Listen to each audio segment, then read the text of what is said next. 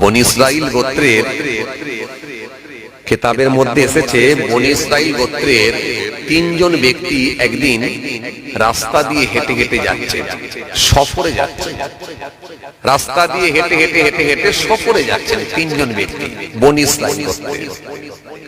কিতাবের মধ্যে এসেছে তৎকালীন সময়ে এরকম ভালো ভালো মার্কেট ছিল, ভালো ভালো স্টেশন ছিল, ভালো ভালো এরকম সব দোকানদানি গুলো ছিল না, স্টেশন ছিল না, প্রতীক্ষালয় ছিল না, মার্কেট ছিল না, এত অত্যাধিক দোকান ছিল না।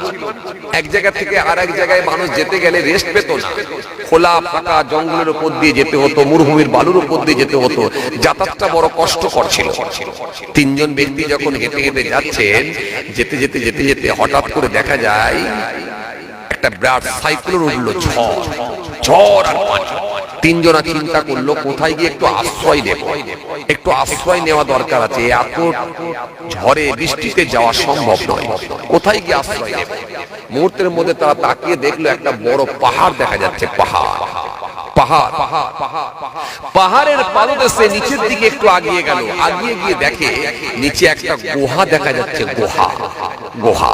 মনে মনে ভাবলেন এই গুহার মধ্যে গিয়ে আমরা কিছু সময় যদি আশ্রয় নিই তাহলে আলহামদুলিল্লাহ পানি ঝড় বৃষ্টি কমলে আবার এখান থেকে আমরা হাঁটা শুরু করব, ফের রওনা দেব। এই কথা মনে করে তিনজনা ওই গুহার মধ্যে গিয়ে আশ্রয় নিয়েছেন। ওই গুহার মধ্যে গিয়ে তিনজনা ঢুকেছেন, ঢুকে বসে আছেন। হে তরুণিয়া নওজওয়ান যুবকেরা, হে আমার মুরব্বিরা, বাবারা শুনে কিতাবের মধ্যে পাওয়া যায়, হঠাৎ করে দেখা যায় তিনজন ব্যক্তি ওই গুহার মধ্যে গিয়ে আশ্রয় নিয়েছে। হঠাৎ করে দেখতে পাওয়া যায় আল্লাহর কুদরতি ক্ষমতায় ওই গুহার মধ্যে বসে আছে, ওপর থেকে একটা পাথর গড়িয়ে গড়িয়ে গড়িয়ে গড়িয়ে এসে ওই গুহার মুখের সামনে এসে এমন ভাবে জ্যাম করে দিল, ঠিক দরজা লাগানোর মতো লাগানো হয়ে গেল, ঠিক গেট লাগানোর মতো বন্ধ করে দেওয়া হলো। ভিতরে তিনজনা রয়ে গেল, দরজা বন্ধ হয়ে গেল, আর বেরোবার কোনো উপায় নাই, ভেতরটা অন্ধকার হয়ে গেল। তিনজনা মনে মনে ভাবলেন আমাদের জ্যান্ত কবর হয়ে গেল। তিনজনা মনে মনে ভাবলেন আমাদের জ্যান্ত কবর হয়ে গেল, আর বেরোবার কোনো লাইন নাই। আর এত বড় মাপের পাথর, ওই পাথরটাকে হাত দিয়ে সরানোর মতো কারোর ক্ষমতা নাই। তিনজনা ঠেললেও কিন্তু সরানোর মতো হিম্মত ক্ষমতা নাই, এত বড় মাপের।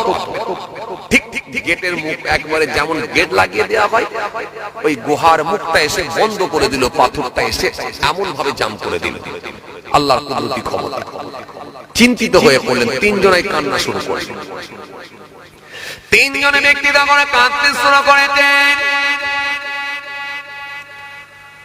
তিনজনা ব্যক্তি কাঁদতে লেগেছে, ও আমার মালিক, ও আমার আল্লাহ, ও আমার রব, আপনি আমাদের মারবেন না, আপনি আমাদের বাচ্চাগুলোকে যেন এতিম বানিয়ে দেবেন না, আমাদের বিবিগুলোকে বেওয়া বানাবেন না, আর আমাদের মাগুলোকে, আব্বাদেরকে, আব্বা মাদেরকে আর কাঁদাবেন না।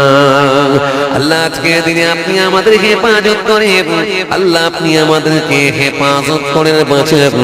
তিনজন আল্লাহ দরবারে কেঁদে কেঁদে দোয়া চাইতে লাগলো, কিন্তু না না, একজনেরও দোয়া কবুল হয় না, পাথরখানা সরে না, ভেতরটা পুরো অন্ধকার, বেরোবার কোনো লাইন না, বেরোবার আর কোনো রাস্তা নাই। তিনজনাই কাঁদছেন, চিন্তা করছেন উপায় কি। এই পাথর তো তিনজন আমরা সরাতেও পারবো না, এত বিশাল বড় পাথর, কান্না ছাড়া, দোয়া চাওয়া ছাড়া আর কোনো পথ নাই। কি বলছিল, গোড়ায় যদি ঠিক থাকে দোয়া কবুল হওয়ার একটা সম্ভাবনা থাকে। তিনজনা কাঁদছেন, কাঁদতে কাঁদতে এক ব্যক্তি বলে উঠলেন, ভাই জীবনে কি কোনো ভালো কাজ আছে? মনে পড়ছে জীবনের কোনো ভালো কাজ আছে তোমাদের? মনে পড়ছে এরকম ভালো কাজ যদি জীবনে কিছু থাকে বলে মনে হয়, যে তোমার মনে হয় এটা ভালো কাজ, সেই ভালো কাজটার ওসিলা দিয়ে দোয়া চাও। তারপর দেখো কি হয়। আল্লাহর যদি মর্জি থাকে হয়তো ইনশাআল্লাহ পাথর মুক্ত হতে পারে, পাথর হয়তো খোলা হতে পারে, আল্লাহর যদি ইচ্ছা থাকে হতে পারে। একটু জীবনে ভালো কাজ যদি থাকে সেই কাজের ওসিলা দিয়ে দোয়া চাও। তিনজনের ভিতরে একজনা বলতে লাগলো, ভাই জীবনে এমন কি কোনো ভালো কাজ আছে যে কাজের ওসিলা দিয়ে, যে ভালো কাজের ওসিলা দিয়ে আল্লাহ দরবারে একটুখানি দোয়া চাইবে, আমার আল্লাহ রাজি হলে, আমার আল্লাহ খুশি হলে নিশ্চিত ভাবে আমার আল্লাহ যদি ইচ্ছা করে তিনি আমাদেরকে বাঁচাতে পারে, নতে কিন্তু এখান থেকে আর বেরোনোর কোনো লাইন নাই। তিনজনাই কথা বলা বলি বলতে লেগেছেন, বলা বলি করতে লেগেছেন। হঠাৎ করে দেখা যায় এক ব্যক্তি বলে উঠল, হ্যাঁ ভাই, হ্যাঁ আমার মনে পড়েছে, আমার জীবনে একটা ভালো কাজ আছে, এটা আমার মনে পড়েছে। জানি না এই ভালো কাজটা আল্লাহর দরবারে কবুল হয়েছে কি হয়নি এটা আমার জানা নাই, তবে আমার মনে হয়েছে এটা হলো আমার কাছে ভালো বলে মনে হয়েছে। জানি না সেই ওসিলাতে আল্লাহ দোয়া কবুল করবেন কি করবেন না আমি জানি না। তিনজন ব্যক্তির ভিতরে একজনা বলতে লেগেছেন, ভাই আমার একটা ভালো কাজ আছে, ও আমার আল্লাহ, ও আমার মালিক, আপনি তো সব জানেন। প্রত্যেক দিন আমি আমার বাড়ি থেকে আমার বাড়ি থেকে ছাগল গরু মহিষ গুলোকে নিয়ে জঙ্গলের ভেতরে আমি খাবার খাওয়াতে নিয়ে যেতাম, চড়াতে নিয়ে যেতাম প্রত্যেক দিন। আর সন্ধ্যার সময় বাড়িতে ফিরতাম, সন্ধ্যার সময় বাড়িতে ফিরে ওই ছাগল আর গরুর দুধ গ্রহণ করে আগে আমি আমার পিতা মাতাকে খাওয়াতাম, তারপরে আমি আমার সন্তানদের খাওয়াতাম। এটা আমার রুটিন মাফিক ছিল একেবারে। ও আমার আল্লাহ, আপনি তো সবই জানেন আল্লাহ। একদিন আমি জঙ্গলের ভেতরে গিয়েছিলাম, জঙ্গলের ভেতরে গিয়ে ছাগল আর গরু মহিষ গুলোকে যখন আমি চড়াতে নিয়ে গেলাম, চড়াতে জঙ্গলের গভীরে আমি পৌঁছে গিয়েছিলাম। খাবার বেশি আছে মনে করে অনেক গভীরে পৌঁছে গিয়েছিলাম। অনেক গভীরে পৌঁছে যাওয়ার কারণে সন্ধ্যা পর্যন্ত আমার সেখানেই কেটে গেল। আস্তে আস্তে যখন আমি বাড়িতে এলাম অনেকটা রাত হয়ে গেল। আমি যখন রাতেতে বাড়িতে এলাম, এসে দেখলাম আমার বৃদ্ধ বাপ ঘুমিয়ে গেছে, আমার বৃদ্ধা মা তিনিও ঘুমিয়ে গেছে। ওই সময় আমি দেখতে পাই আমার সন্তানগুলো কাকুতি মিনতি করে আমার হাত আমার পায়ের সামনে এসে দাঁড়িয়ে কাঁদতে লেগেছে, আব্বা আব্বা বড় ক্ষুধার্ত, আব্বা বড় ভুকা, আব্বা বড় ক্ষুধার্ত, আব্বা বড় ভুকা, খাবার দাও খাবার দাও। ওই সময় আমার মনে হয়েছিল মা বাপ যখন ঘুমাচ্ছে আগে সন্তানগুলোকে খাবার খাইয়ে দিই। হঠাৎ করে আমার মনে হয়ে গেল না না না না, এটা সিস্টেম বহির্ভূত হয়ে যাবে, এটা নিয়মের উল্টো হয়ে যাবে, এটা রুটিং এর উল্টো হয়ে যাবে। কারণ প্রত্যেক দিন আমি আমার পিতা মাতাকে আগে খাবার দিই, আর আজকে যদি সন্তানদেরকে আগে খাওয়াই এটা রুটিং এর উল্টো হয়ে যাবে। আমি সেই সময় চিন্তা করে দেখলাম আগে আমার সন্তানদেরকে নাই, আগে আমার পিতা মাতাকে খাওয়াবো। এই কথা মনে করে আমার মা বাপের রুমে কামরার মধ্যে প্রবেশ করলাম।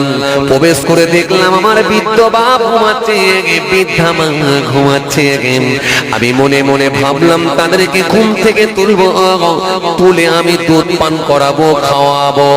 আমার মনে মনে ভাবলাম অল্প সময় আগে যদি ঘুমিয়ে যায় তাহলে এখন যদি তাদেরকে তোলা হয় তাদের বড় কষ্ট দেওয়া হয়ে যাবে। চিন্তা করে দেখলাম এখন আর ঘুম থেকে তোলাটা ঠিক হবে না। আমি চিন্তা করে দেখলাম এবারে বাচ্চাদেরকে আগে খাওয়াবো না আগে পিতা মাতাকে, যেহেতু ঘুমাচ্ছে। আমি মনে মনে ভাবলাম ঘুম থেকে তুলবো না, কিন্তু যখন উঠবে তখন প্রথমে আমার পিতা মাতাকে খাওয়াবো, তার আগে কিন্তু আমার বাচ্চাদেরকে আমি খাওয়াবো না।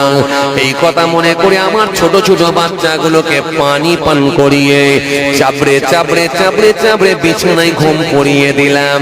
বাচ্চাগুলো যখন ঘুমিয়ে গেলাম, বাচ্চাগুলো যখন বিছানায় ঘুমিয়ে গেছে, আমি আর সহ্য করতে না পেরে ওই দুধের পাত্রখানা হাতে করে নিয়ে আমি আমার মায়ের মাথার সামনে দাঁড়িয়ে আছি। আস্তে আস্তে দেখা যায় সারা রাত কেটে গেল, ভোর হয়ে গেল। ভোরের সময়তে যখন আমার মায়ের ঘুমটা ভেঙে গেল, কিছু সময় পরে দেখা যায় আমার আব্বারও ঘুমটা ভেঙে গেল।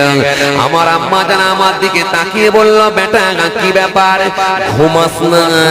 ওরে আমার বেটা, তুই হাতেতে কি নিয়ে দাঁড়িয়ে আছিস? আমি আমার মাকে বলেছিলাম, ও আমার আম্মা জান, আমি প্রত্যেক দিনকারের মতো দুধ পান করানোর জন্য দুধ নিয়ে এসেছিলাম, কিন্তু তোমরা ঘুমিয়ে গিয়েছিলে বলে সন্তানদেরকে আগে পান করাই না, আগে তোমাদেরকে পান করাবো বলে মাথার গোড়ায় দাঁড়িয়ে আছি। আমার আম্মা জান সেই সময় বড় খুশি হয়ে গেল, একটু মুচকি আসলাম। মুচকি এসে আল্লাহ দরবারে দোয়া চেয়েছিলাম। আল্লাহ দরবারে সেই সময় হাত তুলে দোয়া চেয়েছিলাম, ও আমার মালিক, ও আমার আল্লাহ, সেদিনে তো পারলে আমি আগে সন্তানদেরকে খাওয়াতে পারতাম, কিন্তু সন্তানদেরকে আগে না খাইয়ে আগে তো আমার পিতা মাতার গুরুত্ব দিয়ে তাদেরকে আগে খাইয়েছিলাম। আল্লাহ, যদি এই কাজটা তোমার পছন্দ হয়ে থাকে, এই কাজটা যদি তোমার ভালো লেগে থাকে, কেননা পিতা মাতার গুরুত্ব তো অনেক বেশি। কোরআনের মধ্যে আল্লাহ বলেছে, ওয়াবিল ওয়ালিদাইনি ইহসান, মা বাপের সঙ্গে তোমরা ভালো আচরণ করো, ভালো ব্যবহার করো, দয়া করো। নবী আমার জানিয়েছে, হুমা জান্নাতুকা ওয়া নারুকা, তোমাদের পিতা মাতা তোমাদের জন্য জান্নাত, তোমাদের পিতা মাতা তোমাদের জন্য জাহান্নাম। ও আমার আল্লাহ, নবী আমার জানিয়ে দিয়েছেন, পিতা মাতা তোমাদের জন্য জান্নাত, পিতা মাতা তোমাদের জন্য জাহান্নাম। মা বাপ যদি পক্ষে দোয়া করে 100% আল্লাহ দরবারে কবুল হয়। কেন আমার নবী জানিয়েছেন, সুন্দর করে বলেছেন, দাওয়াতুল মাজলুম, দাওয়াতুল মুসাফির ও দাওয়াতুল ওয়ালিদিনা ওয়ালাদিহি। আমি রাসূল বলে যাই, মাজলুম ব্যক্তি জবানে দোয়া কবুল হয়। আমি রাসূল বলে যাই, মুসাফিরের দোয়া কবুল হয়ে যায়। আর আমি রাসূলুল্লাহ বলি, ছেলে মেয়ের জন্য আব্বা মায়ের দোয়া, পিতা মাতার দোয়া 100% আল্লাহ দরবারে কবুল হয়। এইজন্য মা বাপের কোনো বিকল্প হতে পারে না। বাপ মা যদি পক্ষে থাকে, স্বয়ং আল্লাহ নিজে পক্ষে থাকে। রাসূলুল্লাহ দরবারে এক যুবক এলেন, ওয়াল্লাহ নবী, বিয়াদবি নেবেন না কথা, আমি আমার মাকে বড় ভালোবাসি। ওয়াল্লাহ নবী, আমি আমার মাকে পিঠে করে নিয়ে আল্লাহর কাবা বাইতুল্লাহ তওয়াফ করিয়েছি। তওয়াফে কাবা আমি আমার মাকে পিঠে করে নিয়ে কাবা বাইতুল্লাহ তওয়াফ করিয়েছি।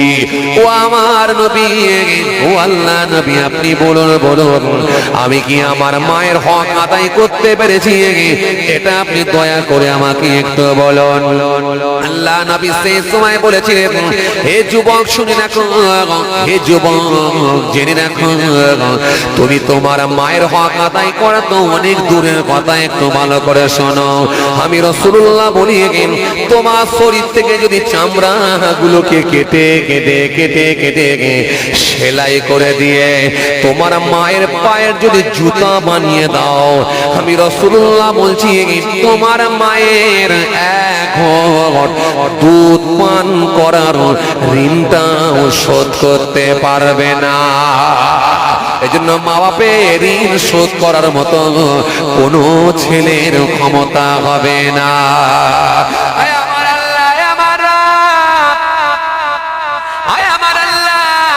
সেদিনে তো আমি ইচ্ছা করলে আমি আমার আগে সন্তানদের খাওয়াতে পারতাম, কিন্তু তা না করে আগে আমার পিতা মাতার গুরুত্ব দিয়েছিলাম।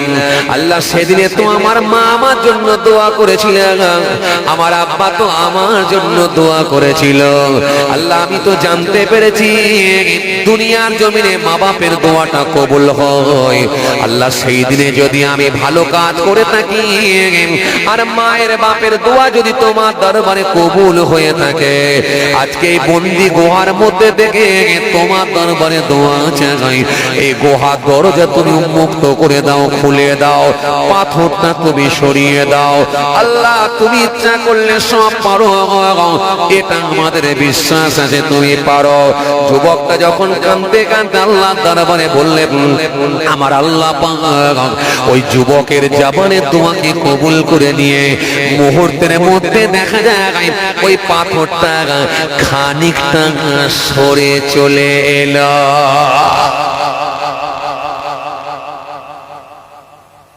তিনজনা মিলে ঠেলে যে পাথর সরাবার ক্ষমতা নাই, সেই পাথর দোয়াতে সরে যাচ্ছে, দোয়াই কবুল হয়। এই জন্য আমরা খাজা বাবার দরবারে গিয়ে ওসিলা দিয়ে দোয়া চাই, আল্লাহ আমি গুনাহগার, খতাকার, শিয়াকার, বদকার, পাপীবান্দা, কিন্তু তোমার ওলির দরবারে এসেছি, আল্লাহ নিরাশ করে দিও না, ফিরিয়ে দিও না। আল্লাহ তোমার ওলির ওসিলায় অন্তত দোয়াটা কবুল করো। বান্দা এই খাজা বাবার ওসিলা দিয়ে দোয়া চায়। কেন? খাজা বাবা নিশ্চিত ভাবে আল্লাহর মাহবুব বান্দা হয়েছিলেন, এটা আমরা বিশ্বাস করে নিই। ফুরফুরা শরীফ দাদা হুজুর কেবলার দরবারে গিয়ে আমরা দোয়া চাই, আল্লাহ তোমার ওলি বান্দার দরবারে এসেছি, ওলি বান্দার ওসিলায় দোয়া কবুল করো। মদিনা শরীফে গিয়ে রাসূলুল্লাহর ওসিলা দিয়ে আমরা দোয়া করি, আমরা এখান থেকে নবীর ওসিলা দিয়ে দোয়া চাই। এখান থেকে হাত তুলে আল্লাহকে বলে, আল্লাহ সব মনের কথা আল্লাহকে বলে, আল্লাহ তোমার নবীর ওসিলায় দোয়া কবুল করো। এই ওসিলা দিয়ে দোয়া চাওয়া যায়, ওসিলা দিয়ে দোয়া চাইলে আল্লাহর দরবারে কবুল হয়। কথা কিছু বুঝতে পারছেন বাবাজি? যুবকটি যখন ভালো কাজটি মনে পড়েছিল তখন ওই কাজের ওসিলা দিয়ে দোয়া চেয়েছিলেন, আর মুহূর্তের মধ্যে আমার আল্লাহ কবুল করে নিয়ে যখনই পাথরটা খানিকটা সরে চলে এলো, বাইরের খোলা বাতাস, মুক্ত বাতাস ভিতরের মধ্যে প্রবেশ করতে লাগলো। আর মুক্ত বাতাস যখন ভেতরের মধ্যে প্রবেশ করছে, সূর্যের লাইট যখন ভেতরে যেতে গেছে, সূর্যের লাইট যখন ভিতরে প্রবেশ করেছে, তখন তিন যুবকের ভেতরে একটু আশ্বাস জন্মেছে, তাদের মধ্যে একটু বিশ্বাস তৈরি হয়েছে যে দোয়া আল্লাহর দরবারে কবুল হচ্ছে ইনশাআল্লাহ। তার মানে যদি আল্লাহ বের করে তাহলে বেরোবো, নতুবা আর বেরোনোর কোনো সম্ভাবনা নাই। এজন্য আপনাদেরকে আমি কি বলেছিলাম বলেন তো? কি বলেছিলাম? কতগুলো জিনিস ভেতরে ঢুকে থাকলে দোয়া কবুল হবে না। তার মধ্যে মা বাপের সঙ্গে খারাপ আচরণ, খারাপ ব্যবহার করলেও, বাপ মার অবাধ্য সন্তান হয়ে গেলেও দোয়া কবুল হবে না। ছোট্ট একটা হাদিসের উপর আলোচনা করছিলাম, প্রসঙ্গটা মা বাপ এসে গেছিল, তাই সেইটার উপরই কিছু আলোচনা করছি।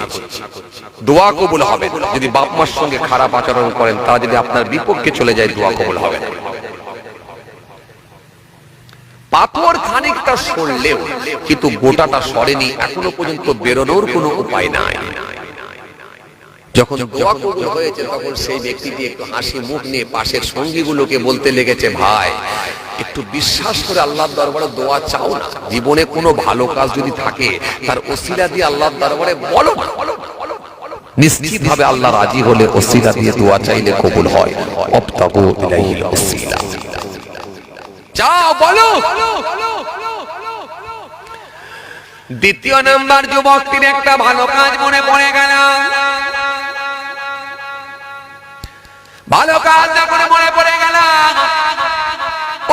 যুবকটি আল্লাহ দরবারে বলতে লাগলেন, আল্লাহ সেদিনকার একটা ঘটনা আমার মনে পড়ে গেল। আল্লাহ ও আমার মালিক, তুমি তো সবই জানো আল্লাহ। দ্বিতীয় নাম্বার যুবকটি বলতে লেগেছে, আল্লাহ সেই দিনের ঘটনা তুমি তো জানো, তোমাকে লোকানো যাবে না, যাবে না, যাবে না। আল্লাহ তুমি তো জানো আমার চাচাতো বোনের উপরে আমি যখন আসক্ত হয়ে পড়েছিলাম, তাকে আমি কাছে পেতে চেয়েছিলাম। যখন এ প্রস্তাব দিয়েছিলাম, সে চাচাতো বোন আমাকে না করে দিয়েছিলেন। ফলে আমি চিন্তিত হয়ে পড়েছিলাম। আমি বাজারে গিয়ে কিছু স্বর্ণ কিনে নিয়ে এসেছিলাম। 100 মুদ্রা নিয়ে চাচাতো বোনের সামনে গিয়ে হাজির হয়েছিলাম। ওই চাচাতো বোনকে বলেছিলাম, তুমি আমি তোমাকে স্বর্ণ মুদ্রা দিচ্ছি আর দিরহাম গুলো দিচ্ছি, তুমি আমার মনে আশা পূর্ণ করো। কিন্তু ওই চাচাতো বোন সেই সময় বলেছিল, এ যুবক আল্লাহকে ভয় করো, আল্লাহকে ভয় করো, আল্লাহকে ভয় করো। ইন্নাল্লাহ আলা কুল্লি শাইইন কাদির, আল্লাহ হলেন সর্বশক্তিমান, আল্লাহ হলেন সর্বক্ষমতাবান, আল্লাহ হলেন সর্বক্ষমতাবান। ইন্নাল্লাহ কানা সামিয়াম বাসীরা, নিশ্চয় আমার আল্লাহ সমস্ত কিছু শোনেন, নিশ্চয় আমার আল্লাহ সমস্ত কিছু দেখতে পান। আমার চাচাতো বোন আমাকে বলেছিল, যুবক আল্লাহকে ভয় করো, যেটা কেউ দেখতে পায় না সেটা দেখতে পায় আমার আল্লাহ। আল্লাহকে ভয় করো আর আমার কুমারিত্ব তুমি নষ্ট করে দিও না। যখন এই কথা বলেছিল ও আমার আল্লাহ, সেদিনে তো আমার বিরুদ্ধে একটা ভয় ভীতি ঢুকেছিল। এই ভয়টা পৃথিবীর কোনো মানুষের নয়, একমাত্র তোমার ভয়। ও আমার আল্লাহ, সেদিনে আমি ইচ্ছা করলে অনেক কিছুই করতে পারতাম, কিন্তু তোমার ভয় ভীতি আমার ভেতরে ঢোকার কারণে আমার অন্তরখানা যখন থরথর করে কেঁপে উঠেছিল, আমি আর কোনো কথা না বলে সেইখান থেকে আমি উঠে চলে গিয়েছিলাম। ওই অন্যায় কাজের সঙ্গে আমি সম্পৃক্ত হয় না।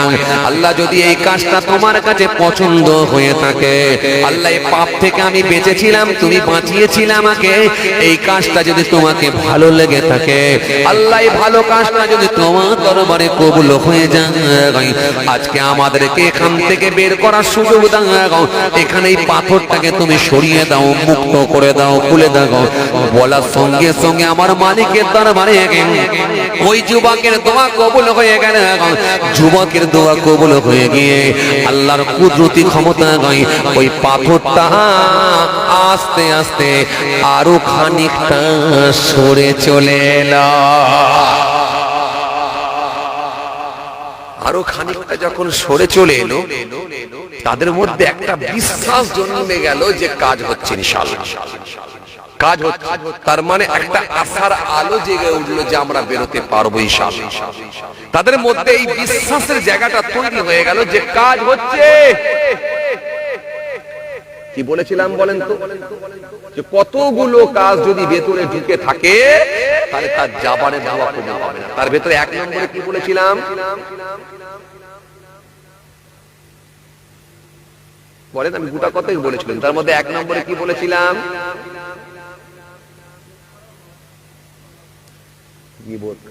ঠিক মা বাবা। আর কি বলেছিলাম,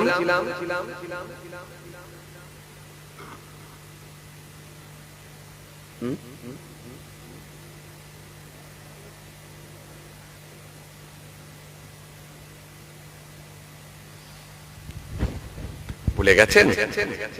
আর কি ছিল বলেন তো, ভুলে গেছে? আর কি ছিল বলেন তো? হারাম ভক্ষণকারী বলিনি, হারাম খাদ্য খেলে দোয়া কবুল হবে না বলেছিলাম। কোরআনের আয়াতও বলেছিলাম, ইয়া আইয়ুহাল্লাযীনা আমানু লা তুহাব্বু তাইয়্যিবাত মা আহাল্লাল্লাহু লাকুম ওয়া লা তা'তাদু ইন্নাল্লাহা ইউহিব্বুল মুqতাদিন। আর কি বলেছিলাম? আর বলিনি, কৃপণতা, কৃপণ ব্যক্তির দোয়া কবুল হবে না। খেলায় চাঁদা দেয়, মেলায় চাঁদা দেয়, কিন্তু জলসায় যদি 200 টাকা দেওয়া হয় সেখানে বড় ভারী লাগে ভাই। কথা বলে না। খেলায় চাঁদা দেয়, মেলায় চাঁদা দেয়, কোরবানিতে দেখাতে গিয়ে ৭২,০০০ টাকার গরু দেয়। কিন্তু এলাকায় যখন একটা মসজিদ হচ্ছে ৫০০ টাকা দান দেয় না। এই কৃপণ ব্যক্তিগুলো আজকের দিনে আছে না নাই? খেলায় চাঁদা দেয়, মেলায় চাঁদা দেয়, খেলায় চাঁদা দেয়, মেলায় চাঁদা দেয়, কোরবানিতে ৭২,০০০ টাকার গরু দেয়। ও মুসলমান, ৭২,০০০ টাকার গরু দেয়, ২৭ লাখ টাকার গাড়ি চেপে এক জায়গা থেকে আর এক জায়গায় যায়।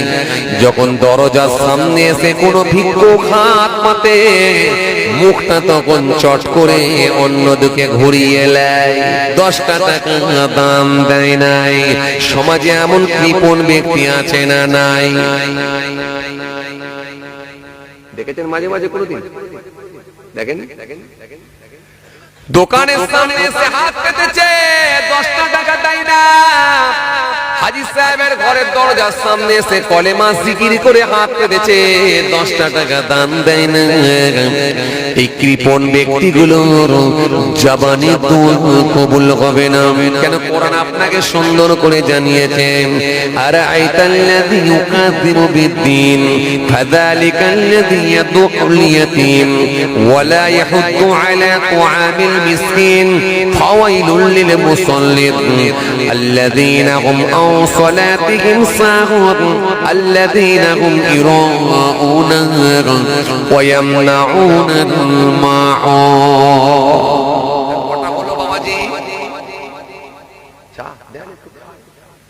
কটা হলো বাবাজি? তাহলে কটা শর্ত হলো? দোয়া কবুল হবে না যে শর্তগুলো ভিতরে থাকলে কটা হলো? যে কাজগুলো ভিতরে থাকলে দোয়া কবুল হবে না বললাম, কটা হলো? হ্যাঁ, ৬টা হয়েছে।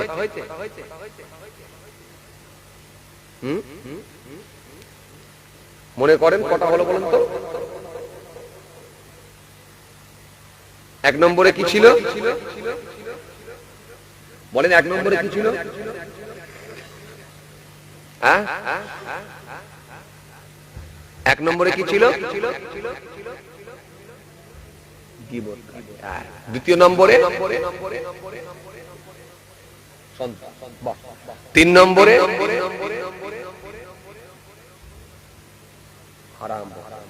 বাহ সুন্দর। ৪ নম্বরে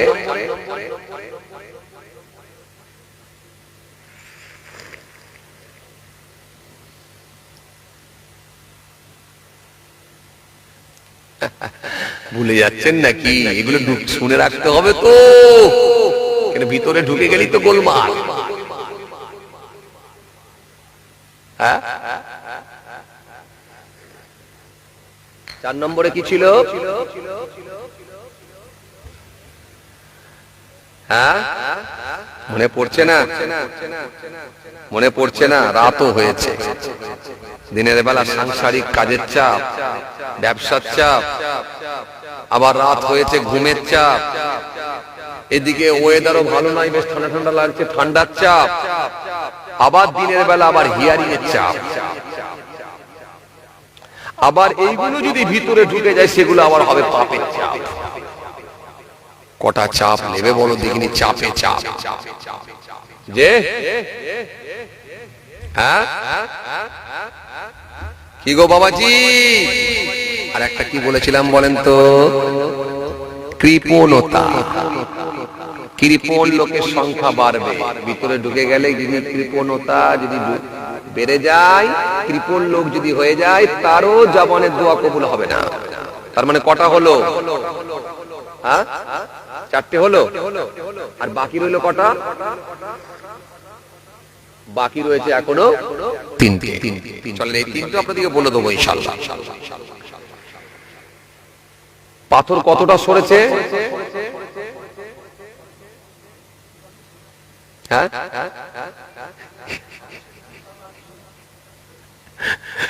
প্রথমে হালকা সরেছে, তারপরে একটু বেশি সরেছে।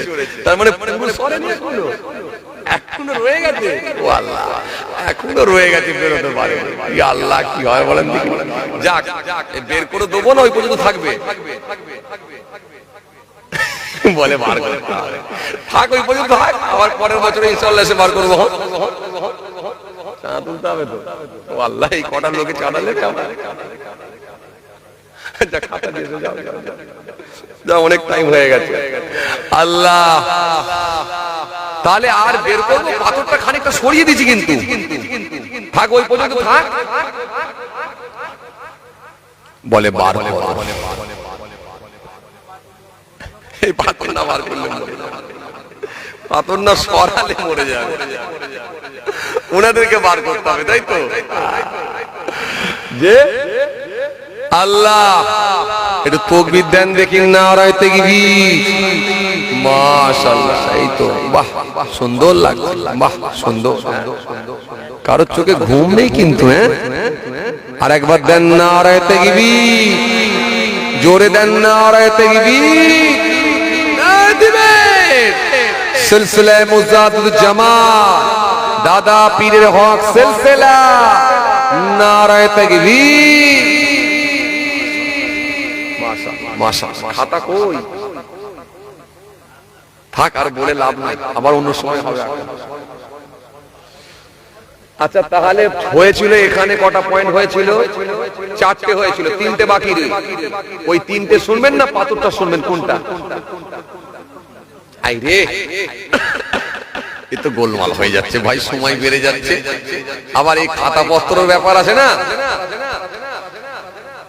আচ্ছা, থাকবেন আপনারা, একটু ভরসা দেন, থাকবেন, একটু ভরসা দেন না রে বাবা, থাকবেন। যারা থাকবেন হাত তুলুন, তুলুন, তুলুন, তুলুন, তুলুন, তুলুন, তুলুন, তুলুন। কি বিপদে পড়েছি আল্লাহ, বুঝে উঠতে পারেননি? হঠাৎ হঠাৎ, তাই না? হঠাৎ বড় বাম্পার যখন পরে, সেটা হঠাৎই পরে, সে আর বলে পড়ে না। কিন্তু যে পিকআপ মারবে সেই ব্রেক মারবে। মাশাআল্লাহ, ভালো লেগেছে যে হাতটা নামিয়ে নিয়েছে তাড়াতাড়ি, তার মানে বুঝতে যাচ্ছে সেন্স ঠিক আছে। মাশাআল্লাহ, আল্লাহ কবুল করেন, কবুল করেন। অল্প মানুষ হলেও, রাত অনেক হলেও, একটা পার হয়ে গেছে, 1:05, তারপরে এতগুলো মানুষ। একবার মহাব্বতে দরুদ শরীফ, আল্লাহুম্মা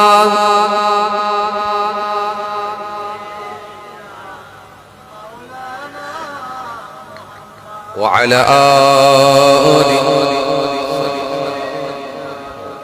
মুহাম্মদ সাল্লাল্লাহু আলাইহি ওয়াসাল্লাম। মহাব্বতে দরুদ শরীফ, আল্লাহুম্মা সাল্লি আলা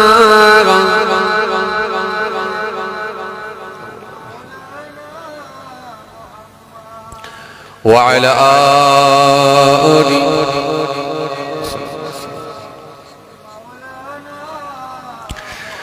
ডেকে নেবে সেদিন আমারে, তোমার প্রিয় করে নিও। হায়াতের দিন ফুরলে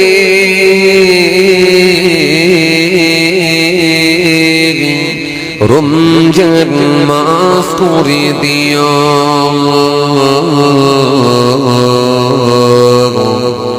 জুম্মার দিন করে দিও। কলেমা নসিব পুরো দিও।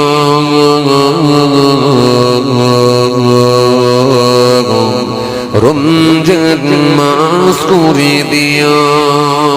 আল্লাহুম্মা সাল্লি আলা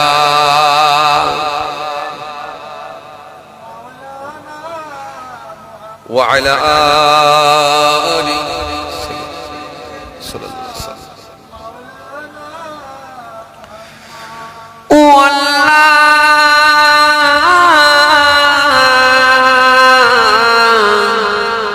আল্লাহ,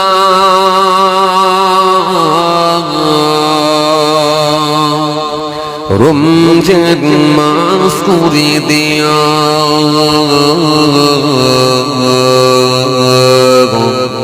জুম্মার দিন করে দিও। কলেমা নসিব দিও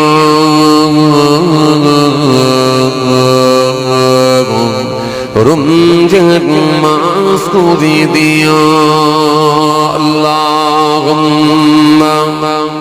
সাল্লি আলা মাওলানা মুহাম্মদ। আওয়াজ দিয়ে পড়েন ওয়া আলা আলি মাওলানা মুহাম্মদ সাল্লাল্লাহু আলাইহি ওয়াসাল্লাম। রমজান করেছো তুমি বছরের সেরা, গুনাহগারদের জন্য এ মাসে কসিলা। রমজান করেছো তুমি বছরের সেরা, গুনাহগারদের জন্য এ মাসে কসিলা। ধরে নিতে হবে গো চলে গেলে মাস, তুলে নিতে হবে গো পুণ্যি সবা দয়ার মাবুদ। মরণে কি পার কিও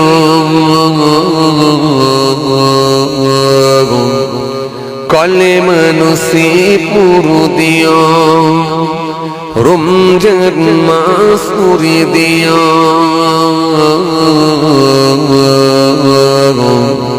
জুম্মার দিন করে দিও। ডেকে নেবে সেদিন মারে তোমার প্রিয় করে নিও। হায়াতের দিন ফুরালে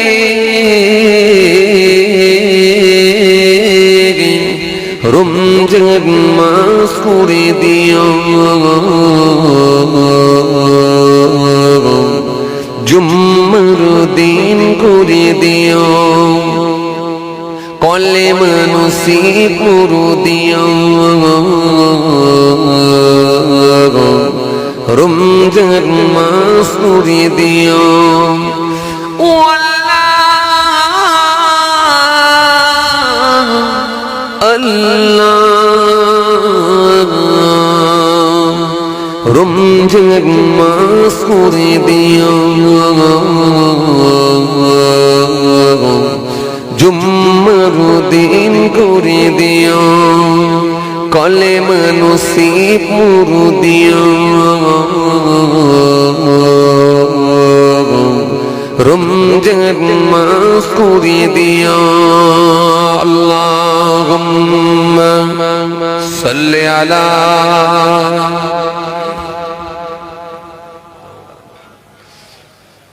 ওয়া আলা আলি মাওলানা মুহাম্মদ।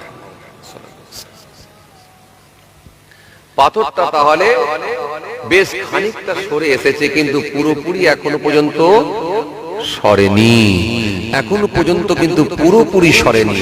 তৃতীয় নম্বর ব্যক্তিকে বলা হলো, ভাই তোমার কি কোনো ভালো কাজ নেই? জীবনে এমন কোনো ভালো কাজ হয়েছে যেটা আল্লাহর দরবারে কবুল হওয়ার সম্ভাবনাটা অনেক বেশি? তোমার মনে হয়েছে এটা আল্লাহর দরবারে কবুল হয়েছে। এরকম কাজ যদি তোমার মনে পড়ে থাকে, সেই কাজের ওসিলা দিয়ে একটু আল্লাহর দরবারে দোয়া চাও না। আজকে দেখো না কি হয়। আলহামদুলিল্লাহ, দোয়া তো কবুল হচ্ছে। আমাদের মধ্যে বিশ্বাস তৈরি হয়েছে, আমাদের মধ্যে সে আস্থা তৈরি হয়েছে, আমাদের মধ্যে সে আশ্বাস জেগেছে। ইনশাআল্লাহ বাকিটাও সরে যাবে। একটু দোয়া চাও না আল্লাহর দরবারে, একটু বলো জীবনে কি কোনো ভালো কাজ আছে, একটু মনে করো। হে তরুণিয়া নওজোয়ান যুবকেরা, ইয়া ভাই মুরব্বিরা, বাবারা শুনে কে দেখে কিতাবের মধ্যে পাওয়া যায়। তৃতীয় নাম্বার ব্যক্তি বলতে লেগেছেন, ভাই আমারও একটা জীবনে ভালো কাজ ছিল, তবে এই কাজটা আল্লাহ দরবারে কবুল হয়েছে কি হয় না সেটা আমার জানা নাই। তবে আমার মনে হয়েছে এটা হলো একটা ভালো কাজ। ও আমার আল্লাহ, তুমি তো সবই জানো। তোমাকে লুকানো সম্ভব নয়। ও আমার আল্লাহ, একদিন আমার বাড়িতে একটা মনীষকে কাজে লাগিয়েছিলাম, একদিন আমার বাড়িতে একটা লেভারকে কাজে লাগিয়েছিলাম, লেভার বাড়িতে এসে কাজ করে দিয়েছিল। যেমন মাঝে মাঝে আপনারা রং মিস্ত্রিকে ডেকে নিয়ে আসেন, যেমন মাঝে মাঝে আপনারা রাজমিস্ত্রিকে ডেকে নিয়ে আসেন, যেমন মাঝে মাঝে আপনারা ইলেকট্রিক মিস্ত্রিকে ডেকে নিয়ে আসেন, বাড়িতে কিছু টুকিটাকি কাজ করানোর জন্য প্রয়োজনীয় মিস্ত্রিকে ডাকেন।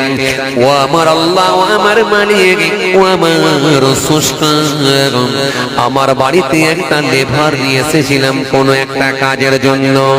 ওই লেবার যখন কাজটা কমপ্লিট করে দিল, কাজটা যখন সম্পূর্ণ হলো, আমি লেবারকে আমার এই কাজের বিনিময়ে তাকে কিছু আমি মজুরি দিয়েছিলাম, তাকে কিছু আমি অর্থ দিতে গেলাম। হঠাৎ করে দেখতে পেলাম ওই লেবারটার মনোপুত হলো না, তার মনটা চাইল না, তার মনোপুত হলো না, তার মনের মতো অর্থ হলো না, মনের মতো অর্থ হলো না, তার মনোপুত হয় না। সে তো রাগান্বিত হলো, রেগে গিয়ে ওই কি করলো, মজুরিটা না নিয়ে রেখে দিয়ে চলে গেল।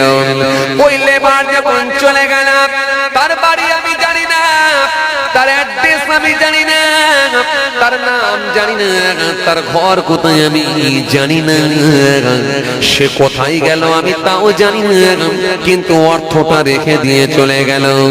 আমি বড় চিন্তিত হয়ে পড়লাম, এই অর্থটাকে আমি এখন কি করব? এটা তো সে পাবে, তার পান সে পানেওয়ালা, সেই তো পাওনাদার, তার টাকাটা আমি এখন কি করব? আমি এই টাকাটা নিয়ে কি করব? আমি বড় চিন্তিত হয়ে পড়েছিলাম। সেদিনে আমি চাষের জমিতে কিছু ফসল ফলন, কিছু ফসল আমি চাষ করলাম, ওই টাকা নিয়ে, ওই অর্থ নিয়ে কিছু ফসল ফলন হলো। ওই ফলন যখন বেশি হয়ে গেল, ওই ফলন হয়ে যাবার পরে ফসল যখন ফসল লাগানোর পরে কিছু ফসল ফলন করলাম, ওই ফলন বেশি হওয়ার পরে ওই ফলনটাকে নিয়ে আমি আর দেরি না করে ওই ফলনটাকে নিয়ে আমি ওই চাষের মালটাকে বিক্রি করে দিয়েছিলাম। যেমন আপনারা পটল বিক্রি করেন, যেমন আপনারা লঙ্কা বিক্রি করেন, যেমন আপনারা নিত্য নতুন সবজিগুলো আলু বিক্রি করেন, সবজি বিক্রি করেন, ওই সময় যখন আমি আর থাকতে না পেরে ওই ফসল ফলন করার পর যখন বিক্রি করেছিলাম, তার লভ্য অংশটাকে নিয়ে আমি আর দেরি না করে ওই টাকাটা নিয়ে কিছু গরু আর ছাগল কিনে নিয়েছিলাম। আস্তে আস্তে গরু বাড়তে লাগলো, বেড়ে গেল, বেড়ে বেড়ে যখন অনেক হয়ে গেল, আমি দুটো একটা গরু বিক্রি করে দিয়ে, দুটো একটা ছাগল বিক্রি করে দিয়ে আমি আর দেরি না করে ওই সময়তে আমি কয়েকটা রাখাল কিনে নিয়ে এসেছিলাম দেখভাল করার জন্য। ও আমার মালিক, ও আমার আল্লাহ, সেই রাখালগুলো গরু আর ছাগলগুলোকে চড়াতে শুরু করেছিল। আস্তে আস্তে গরু আর ছাগল বাড়তে শুরু হয়ে গেল, অনেক সম্পদ, অনেক সম্পদ আমার বেড়ে। হঠাৎ করে আমি দেখতে পেলাম, একদিন আমি দেখতে পেলাম সেই লেবার, সেই মনীষটা আমার বাড়িতে এসে হাজির হলো, হয়ে গিয়ে বলল, ভাই সালাম দিয়ে বলল, ভাই আল্লাহকে ভয় করো আর আমার পাওনাটা আমাকে মিটিয়ে দাও। সেদিন আমি যেটা তোমাকে দিয়ে চলে গিয়েছিলাম ওটা তো আমারই প্রাপ্য, আমার প্রাপ্যটা তুমি আমাকে দিয়ে দাও, আমার পাওনাটা তুমি আমাকে দিয়ে দাও। আমাকে যখন এরকম কথা বলেছে, আমি সেই সময় তাকে গরু আর ছাগল আর রাখালগুলোকে দিতে চেয়েছিলাম। ও সেই সময় আমাকে বলেছিল, তুমি আমাকে নিয়ে মজা করছো, তুমি আমাকে নিয়ে পরিহাস করছো, তুমি আমাকে নিয়ে ঠাট্টা করছো, আমি তোমার সঙ্গে কিছু মজুরি পাবো, তুমি এত ছাগল গরু আমাকে কেন দিচ্ছ? ও ও মুসলমান শুনে রাখি, আল্লাহ কোরআনের মধ্যে বলেছেন ইন্নাল্লাহা ইয়ামুরুকুম আন তুআদ্দুল আমানাতি ইলা আহলিহা ওয়া ইযা হাকামতুম বাইনান নাস আন তাহকুমু বিল আদলি ইন্নাল্লাহা নি'মা ইয়াইযুকুম বিহি ইন্নাল্লাহা কানা সামিয়াম বাসীরা। আল্লাহ কোরআনে কারীমের মধ্যে বলেছেন পৃথিবীর জমিনে ও বান্দা তোমরা আমার নির্দেশ মেনে নাও, আমার হুকুমকে মেনে নাও। আল্লাহ সুন্দর করে বললেন দ্বিতীয় নম্বরে হলো পাওনাদারের মালটা বুঝিয়ে দাও। তুমি যার সঙ্গে পাবে সেই অর্থটা তাকে দিয়ে তার হকটা তাকে বুঝিয়ে দাও। পৃথিবীর জমিনে কেউ কারো যেন হক মেরে নিও না, পৃথিবীর জমিনে কেউ কারোর মাল যেন আমানতের খেয়ানত করবে না, পৃথিবীর জমিনে কেউ কারো হক যেন মেরে নেবে না। আমি আল্লাহ বলছি পাওনাদারের মালটা বুঝিয়ে দাও। যে যতটা পানেওয়ালা যতটা পাওনাদার তার প্রাপ্য তাকে বুঝিয়ে দাও। এটা আমি আল্লাহ আমার নির্দেশ। তিন নম্বরে আল্লাহ সুন্দর করে বললেন ও আমার গোলামেরা, ও আমার বান্দারা, আর পৃথিবীর জমিনে যখন তুমি বিচার করবে, পৃথিবীর জমিনে যখন তোমার হাতে রাজ শক্তি আসবে, আমি আল্লাহ বলছি ন্যায় বিচার করবে, আমানতের খেয়ানত করবে না, কারোর মুখ চেয়ে যেন বিচার করবে না, কাউকে কম দিয়ে কাউকে বেশি দিয়ে একে অপরকে যেন দুজনের সঙ্গে দুরকম বিচার করে বিচারিতা করবে না, কারো চোখ দিয়ে যেন পানি ঝরিয়ে দেবে না। তোমরা মনে রাখবে, স্মরণ রাখবে ইন্নাল্লাহা কানা সামিয়াম বাসীরা। নিশ্চয় আমি আল্লাহ সমস্ত কিছু শুনিয়ে নিশ্চয় আমি আল্লাহ সমস্ত কিছু দেখতে পাই। এই ভয়টা তোমাদের ভেতরে রাখো, এই ভয়টা তোমাদের ভেতরে মনে করো। ও বান্দা গোলাম, আর তোমরা আমার নির্দেশ মেনে চলো। ও তোমরা মুসলমান জামাকেরা, ইয়া আমার মুরব্বিরা, বাবারা শুনে কে দিন সেই মানুষটি সেই সময় বলতে লেগেছে আল্লাহ, যুবকটি বলতে লেগেছেন আল্লাহ, সে পাওনাদার ব্যক্তি এসে যখন আমার কাছে আশা করেছিল, আমি সেই সময় গরু ছাগল মহিষার ওই রাখালগুলোকে আমি দিতে চেয়েছিলাম। সে আমাকে বলল তুমি কি আমার সঙ্গে মজা করছো, তুমি কি আমাকে নিয়ে উপহাস করছো, তুমি কি আমাকে নিয়ে পরিহাস করছো, আমি তোমার সঙ্গে অর্থ পাবো সামান্য, আর তুমি এত ছাগল গরু মহিষ আমাকে কেন দিচ্ছ? ও আমার মালিক, আমি সেই সময় বলেছিলাম সনম, আমি আপনাকে ভয় করেছিলাম আল্লাহ, ভয় করে সেদিনে বলেছিলাম শোনো, এটা তুমি পানেওয়ালা না, তুমি এর পাওনাদার, তুমি পানেওয়ালা। কারণ তুমি যখন টাকাটা রেখে দিয়ে চলে গিয়েছিলেন, সেই অর্থ নিয়ে সেই টাকা নিয়ে আমি জমিতে কিছু ফসল ফলন করিয়েছিলাম, ফসল ফলন হওয়ার পর সেই ফসলগুলোকে নিয়ে আমি সেগুলোকে বিক্রি করেছিলাম। বিক্রি করার পরে কিছু যখন অর্থ হয়েছিল, টাকা হয়েছিল, সেই টাকাটা নিয়ে আমি অল্প গোটা কত ছাগল আর মহিষ কিনে নিয়ে এসেছিলাম। সেখান থেকে বাড়তে বাড়তে বাড়তে বাড়তে এত অনেক বেড়ে গেছে, আর আমি সেখান থেকে দু চারটে বিক্রি করে কিছু রাখাল আমি ক্রয় করেছিলাম। সুতরাং এগুলো সবই তো তুমি পানেওয়ালা, তুমি পাওনাদার, তুমি রাগ করো না, রাগ করো না ভাই, তুমি এগুলো সব নিয়ে চলে যাও। সেদিনে আমি তাকে বুঝিয়ে বলেছিলাম, বুঝিয়ে বলার পর সেই মানুষটা ওই গরু ছাগল মহিষ আর রাখালগুলোকে সাথে করে নিয়ে সবটাই সেই মানুষটা নিয়ে চলে গিয়েছিল। ও আমার আল্লাহ, সেদিনে তো আমি ইচ্ছা করলে লাল চোখ দেখিয়ে ওই মানুষটার সঙ্গে আমি খারাপ ব্যবহার করতে পারতাম, সেদিনে তো আমি ইচ্ছা করলে ওই মানুষটাকে না বলে তাকে তাড়িয়ে দিতে পারতাম, কিন্তু তা না করে আমি আল্লাহ, ও আমার আল্লাহ, সেদিন আমি তোমাকে ভয় করে তার প্রাপ্য আমি তাকে বুঝিয়ে দিয়েছিলাম। এই কাজটা যদি তোমার ভালো লাগে, এই কাজটা যদি তোমার পছন্দ হয়ে যায়, এই কাজটা যদি তোমার ভালো লাগে, এই কাজটা যদি তোমার পছন্দ হয়ে যায়, এরই ওসিলায় আজকে তোমার দরবারে দোয়া চাই। ও আমার আল্লাহ, বাকি যে পাথরটা আছে সেটাও তুমি এখান থেকে সরিয়ে দাও।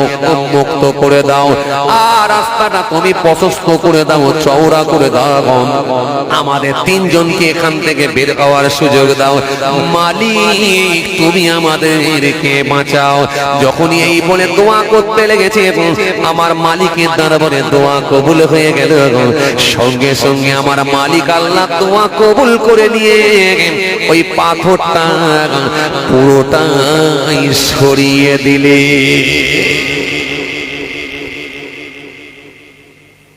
কথা কিছু বুঝতে পারছেন বাবাজি? হ্যাঁ, এই জন্য আপনি যদি আল্লাহর কাছে চান, নিশ্চিত ভাবে আল্লাহ আপনার দরখাস্ত কবুল করে নেন। কবুল করার মালিক, সবের মালিক। আমার বলতে গেলে আরো অনেক সময় লেগে যায়, আল্লাহ নিয়ে এলে আবার আলোচনা হবে ইনশাআল্লাহ। সবাই আমার জন্য দোয়া করবে, আমি আপনাদের জন্য দোয়া রাখি। যাই হোক, অসমাপ্ত বক্তব্যকে সমাপ্তির দিকে আগিয়ে দিলাম। আসে ছোট্ট করে দাঁড়িয়ে একটু সালাম পাঠ করব, বিদায় নেব। কমিটির ভাইরা আবার একটু চাঁদা পত্র তুলতে বলছিলেন, আসেন একটু দাঁড়িয়ে সালাম পাঠ করে দোয়া হবে। নবী সালাম। ও আল্লাহ,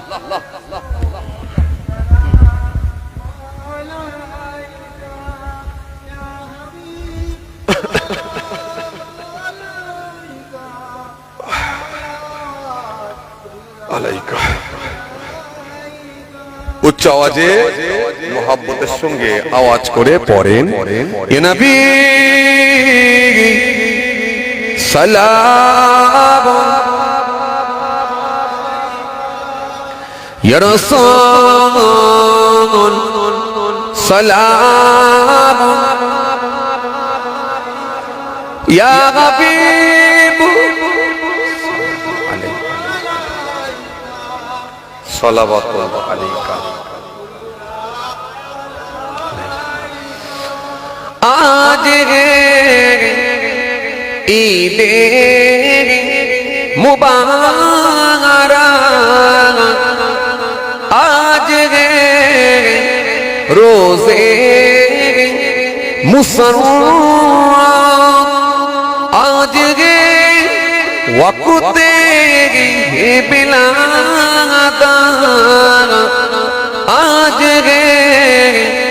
মিলাদ হাজরাত, ইয়া নবী ইয়া রাসূল সালাম, ইয়া হাবিব সাল্লাল্লাহু আলাইকা।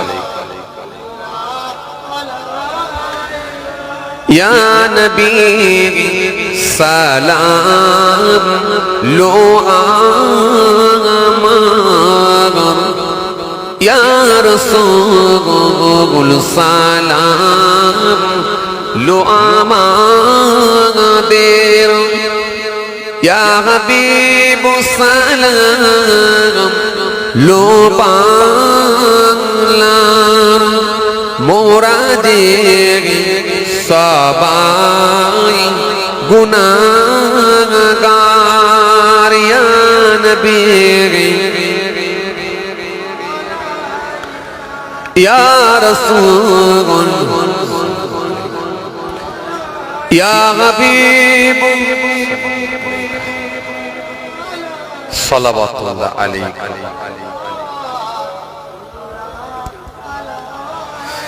मीम से मदीने हे वाले,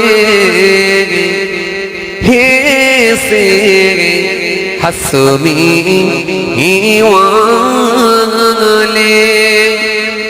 मीम से मेरा वाले, दाल से दीदार हुआ ले, या नबी सलाम अलैका, ইয়া রাসূল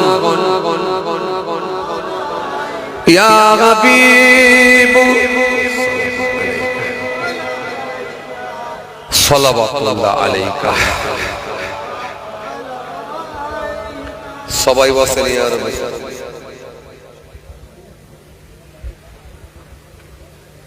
মোহাব্বতে দরুদ শরীফ আল্লাহুম্মা সাল্লি আলা। হুজুর কমিটির ভাইদের আবদার, আপনার কাছ থেকে একটা নাত শুনবা। নাত শুনবে আল্লাহ মাশাআল্লাহ মাশাআল্লাহ। এই তো একটা মেয়ের, আপনার মেয়ের বিয়ে দেখাশোনা কমপ্লিট করেছেন কুমড়োখালী সরবেরিয়া, দেখাশোনা কমপ্লিট। ছেলেটাও ভালো আলহামদুলিল্লাহ, পরিবারও ভালো, ফ্যামিলিও ভালো, সব ভালো, আপনার পছন্দ মতো হয়েছে। ব্যাস, এই খবরটা খালি আপনি আপনার বন্ধুকে বলে ফেলেছেন চায়ের দোকানে গল্প করতে করতে, ব্যাস হয়ে গেল। ওই যে বন্ধুর কাছ থেকে খবরটা পেয়ে গেল আপনার পাশের বাড়ির লোক, মাথা গরম, ওর মেয়েটার বিয়ে হয়ে যাবে, এ আর সহ্য হয় না। যে কোনো ভাবে হোক, যে অ্যাঙ্গেলে হোক, যে দিক দিয়ে হোক, সেই ছেলের পরিবারের বাড়ির কারো না কারোর ফোন নম্বর জোগাড় করে ফেললো, নিয়ে একেবারে ডাইরেক্ট ভাই সালাম সালাম দিয়ে একেবারে মিষ্টি সুরে কথা বলে কেমন আছেন অমুক তমুক বলে দিয়ে, আমি অমুক জায়গা থেকে বলছি বলে, অমুককে চেনেন না? হ্যাঁ চিনি তো, ওনার মেয়ের সঙ্গে তো আমার ছেলের বিয়ের আলহামদুলিল্লাহ কথাবার্তা আগিয়ে গেছে। ও আচ্ছা আচ্ছা, ও তো অমুক, তো আমার বাড়ির পাশেই তার বাড়ি, তাই নাকি বলে? তাই নাকি বলে? আহা, আপনাকে তো ওই খবরটা দেওয়ার জন্য ফোন করছি, খবরদার বৌমা করবেন না। কেন, কি গোলমাল হলো? আর বলবেন না, কলে পানি আনতে গেলে মাথায় গায়ে কাপড় দেয় না। কি বলছেন, মেয়েটা ভালো নয়, স্কুলে গেলে মাথায় কাপড় দিত না। খবরদার বৌমা করবেন না, শেষ হয়ে যাবেন, সর্বসময় গালাগালি দেয়। কি বলছে না বলছে না, অথচ সব বানিয়ে বানিয়ে তৈরি করে করে আমন দিয়ে দিল মেয়ের বাড়ি থেকে। এবার যখন পরে 2-4 দিন পরে যখন ছেলের বাড়িতে ফোন করে যোগাযোগ করছে বাপ, আর ফোনই রিসিভ করতে চাইছে না, আর কথাই বলে না, মানে আমন কানে বীজ ঢেলে সব সম্পর্ক শেষ। কথা বুঝতে পারছেন? এই লোকের সংখ্যা আজকের দিনে আছে। এই লোকগুলো যদি সবে বরাতের রাতে দোয়া চাই, দোয়া কবুল হবে, আর এই লোকগুলো আরাফাতের ময়দানে গিয়ে দোয়া চাইলেও দোয়া কবুল হবে না, গীবতকারীর দোয়া কবুল হবে না। এজন্য নবী বলেছেন, ক্বালা ইয়্যাকুম ওয়ায-যন্না ফাইন্নায যন্না আকযাবুল হাদিস। তোমরা ধারণা করে তৈরি করে কথা বলো না, ধারণা করে কথা বলাটাই হলো মিথ্যা, তৈরি করে কথা বলাটাই হলো মিথ্যা। কেমন, একটা মিসাল দিলে আরো খুব ভালো বুঝবেন। মনে করুন, সাপোজ মনে করুন আপনার মহল্লার ইমাম, যোগ্য মানুষ আলহামদুলিল্লাহ, তিনি অনেক সময় আগে মসজিদে ঢুকেছেন জুমার দিনে, জুমার নামাজ একেবারে খুতবা দিয়েছেন, জুমার নামাজও পড়িয়েছেন, দোয়াও করেছেন, কিছু সময় বক্তৃতাও রেখেছেন, তাকরীর করেছেন, সবকিছু করে জুমার নামাজ পড়িয়ে দিয়ে মনটা চেয়েছে যাক একটু কামরার মধ্যে গিয়ে 2-5 মিনিট একটু হাওয়াটা খেয়ে তারপরে বাকি নামাজগুলো আদায় করব।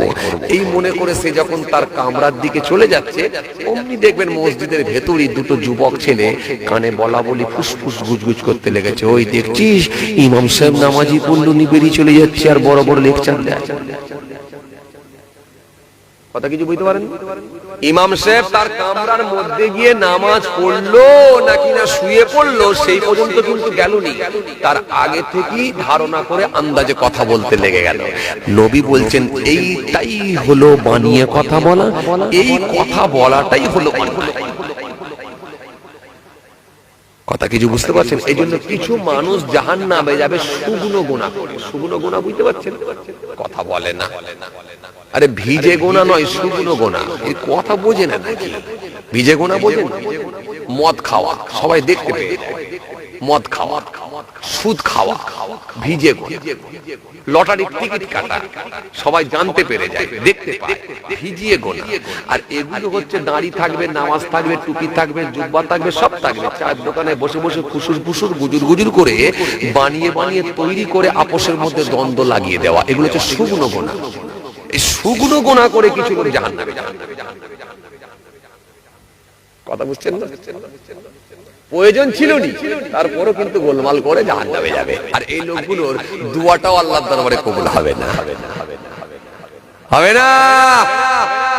তাহলে গীবতকারীর দোয়া আল্লাহর দরবারে কবুল হবে না, মনে রাখবেন।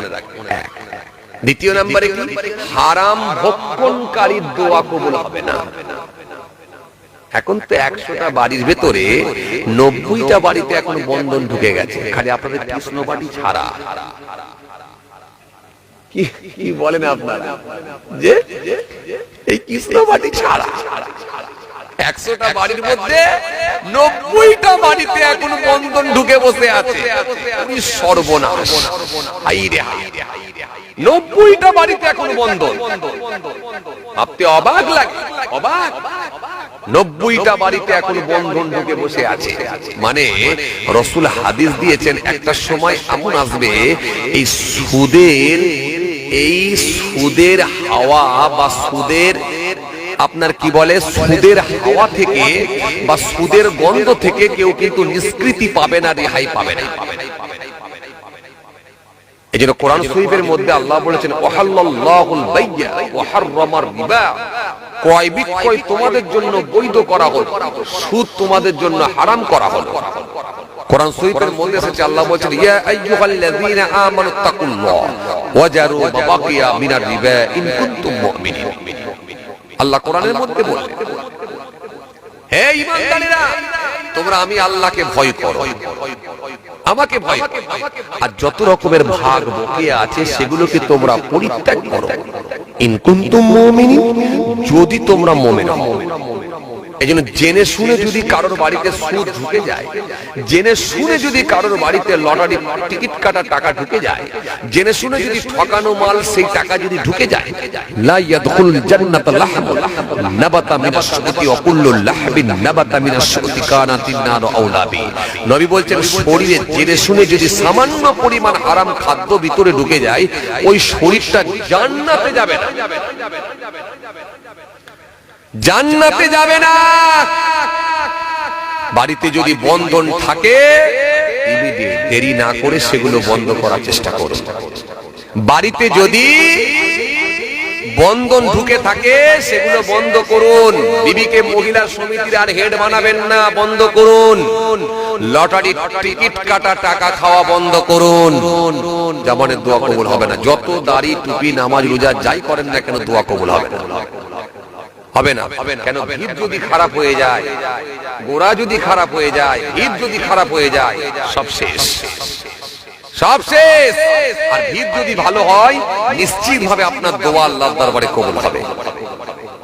এজন্য মনে রাখবেন বাবাজি, আমার ভাইরা, হারাম খাদ্য ভক্ষণকারী তার জবানের দোয়া কবুল হবে না। আর 3 নম্বরে কি? 3 নম্বর হলো মা বাপের সঙ্গে যারা খারাপ আচরণ করবে, মা বাপের অবাধ্য সন্তান, এই বাপ মার অবাধ্য সন্তান হলে তার দোয়াটাও আল্লাহর দরবারে কবুল হবে না। যে বাপ মা নিয়ে আমি বলছিলাম না, অবাধ্য সন্তান যদি হয়ে যায় তার দোয়াটাও কবুল হবে না। মা বাপের সঙ্গে খারাপ আচরণকারী, এর দোয়াও কবুল হবে না।